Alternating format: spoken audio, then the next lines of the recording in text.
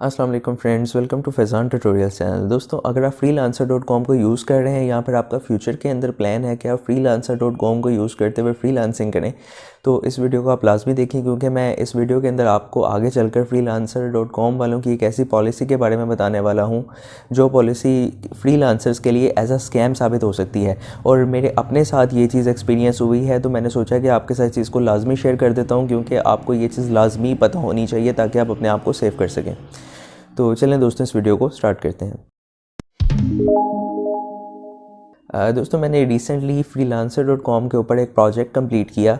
उस प्रोजेक्ट के अंदर क्लाइंट ने कुछ मुझे रिक्वायरमेंट्स दी, मैंने वो कंप्लीट कर ली और प्रोजेक्ट की जो अमाउंट थी वो ऑलमोस्ट $130 के करीब थी। तो क्लाइंट ने मुझे प्रोजेक्ट अवार्ड किया, मैंने प्रोजेक्ट को कंप्लीट करके क्लाइंट को डिलीवर कर दिया। जब प्रोजेक्ट क्लाइंट को मिल गया, उसके बाद क्लाइंट ने पेमेंट भी रिलीज़ कर दी मुझे $130, और उसके बाद में मुझे अच्छा सा रिव्यू भी दे दिया। देन उसके बाद मैंने इस पेमेंट को विड्रा करने के लिए ट्राई किया, मैंने विड्रॉल रिक्वेस्ट उसकी जनरेट कर दी। तो जैसे कि freelancer.com वालों का एक प्रोसीजर होता है कि 2 से 3 दिन उनकी विड्रॉल में लग जाते हैं। तो मुझे तकरीबन 1 या 2 दिन के बाद उनकी तरफ से एक मेल आ गई फ्रीलांसर वालों की तरफ से कि आपकी जो विड्रॉल रिक्वेस्ट है वो कैंसिल हो गई है।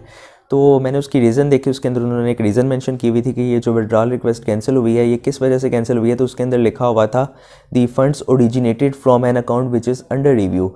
तो मैं यहाँ पर थोड़ा सा परेशान हुआ कि ये कौन सा अकाउंट अंडर रिव्यू है। फिर मुझे थोड़ी देर के बाद समझ आई कि मेरा जो क्लाइंट है जिसने मुझे पेमेंट की थी ये उसका अकाउंट अंडर रिव्यू होगा। तो मैंने freelancer.com वालों से भी कॉन्टैक्ट किया, उनको भी मैंने मेल करके बता दिया कि ये इस तरह से मुझे प्रॉब्लम आई है, तो ये इसकी क्या वजह है। तो उन्होंने बताया कि आपका जो क्लाइंट है जिसने आपको प्रोजेक्ट अवार्ड किया था उसका अकाउंट अंडर रिव्यू पड़ा हुआ है, तो आप अपने क्लाइंट को बोलें कि वो अपना जो अकाउंट का प्रॉब्लम है उसको रिजॉल्व करवाएं।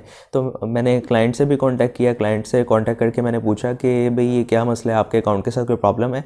तो क्लाइंट ने बोला कि हाँ जी, मेरे अकाउंट के साथ एक प्रॉब्लम है, जिसकी वजह से मुझे भी इनकी तरफ से एक मेल आई है। तो दोस्तों, यहाँ पर एक कहने की बात, एक समझने की बात ये है कि मैं क्लाइंट को सर्विसेज प्रोवाइड कर चुका हूँ, सर्विसेज प्रोवाइड करने के बाद मुझे पेमेंट भी मिल चुकी है, लेकिन अब मैं उस पेमेंट को यूज़ नहीं कर सकता। तो ये एक बहुत बड़ा स्कैम है हमारे लिए। अब चलें मज़ीद इसको आगे कंटिन्यू करते हैं। मेरा जो क्लाइंट था उसने मुझे बताया कि ये जो मेरा अकाउंट है ये किस वजह से अंडर रिव्यू गया है। उसने बोला कि मैं बेसिकली कुवैत का रिहायशी हूँ, मैं कुवैत में रहता हूँ, लेकिन मैं यूएसए में मूव किया हुआ था। तो जिस वक्त मैंने आपको पेमेंट की थी तो मेरा अकाउंट कुवैत का बना हुआ था, लेकिन जो मेरा क्रेडिट कार्ड था जिससे मैंने पेमेंट की थी वो यूएसए का था, जिसकी वजह से उन्होंने मुझे ये बोला कि सस्पिशियस एक्टिविटी है तो आप अपनी आइडेंटिटी वेरीफाई करें।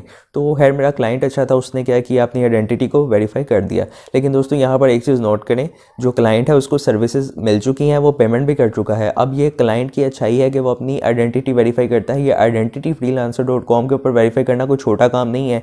आपको अपने यहाँ CNIC हाथ में पकड़ कर पिक लेनी पड़ती है और एक कोड बताते हैं, वो कोड कागज़ पर लिख कर आपको शो करना पड़ता है।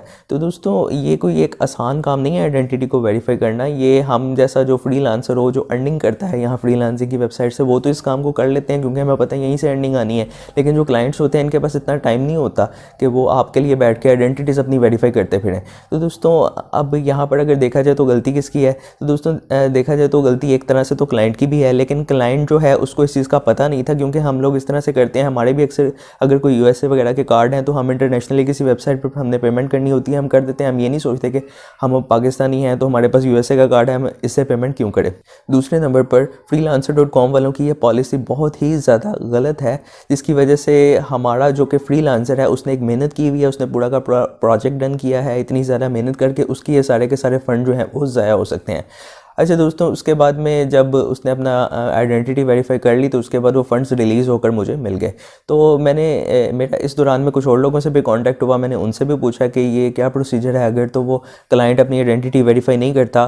क्योंकि इस चीज़ का डर तो होता है, हो सकता है कि क्लाइंट आपको रिप्लाई ना करे, क्योंकि वो क्लाइंट आपके साथ freelancer.com पर डायरेक्ट है, हो सकता है वो क्लाइंट लॉगिन ही ना करे, दोबारा ऑनलाइन ही ना हो। तो अगर क्लाइंट ऑनलाइन नहीं होगा, लॉगिन ही नहीं करेगा, तो आप उसको कैसे बता सकेंगे। तो मैंने कुछ लोगों से पूछा कि अगर वो क्लाइंट ये रिप्लाई नहीं करता, ऑनलाइन नहीं होता, अगर यानी कि क्लाइंट आपके साथ कंप्रोमाइज़ नहीं करता, अपनी आइडेंटिटी को वेरीफाई नहीं करवाता, तो क्या इसका कोई हल है। तो सब ने यही बताया कि इसका कोई हल नहीं है, आपका जो फंड्स हैं वो लॉक हो गए हैं, वो अब आपको दोबारा कभी भी नहीं मिलेंगे अनलेस के क्लाइंट अपनी आइडेंटिटी को वेरीफाई कर ले। उसके बाद में एक और यहाँ पर नुकसान की बात है कि आपका, अगर मेरा $130 का प्रोजेक्ट था तो मेरा $130 का नुकसान नहीं होना था, मेरा $143 का नुकसान होना था।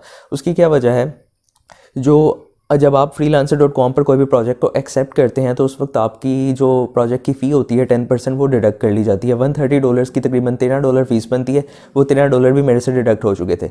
लेकिन freelancer.com वालों से मैंने कॉन्टैक्ट किया तो उनसे सिर्फ एक इतनी लीनियंसी जिसे कह सकते हैं मिली कि वो कह रहे थे कि जो आपकी प्रोजेक्ट की फ़ी होगी अगर आपको पूरे पैसे रिफ़ंड नहीं होते, मतलब कि क्लाइंट आपके साथ कंप्रोमाइज़ नहीं करता, तो हम आपकी जो प्रोजेक्ट की फ़ी थी $13 जो आपसे डिडक्ट हुई थी वो हम आपको रिफ़ंड कर देंगे। तो दोस्तों देखा जाए तो इसको हम स्कैम कह भी सकते हैं। वैसे स्कैम इसको कहना नहीं चाहिए क्योंकि इनकी पॉलिसी ही इस तरह से बनी हुई है।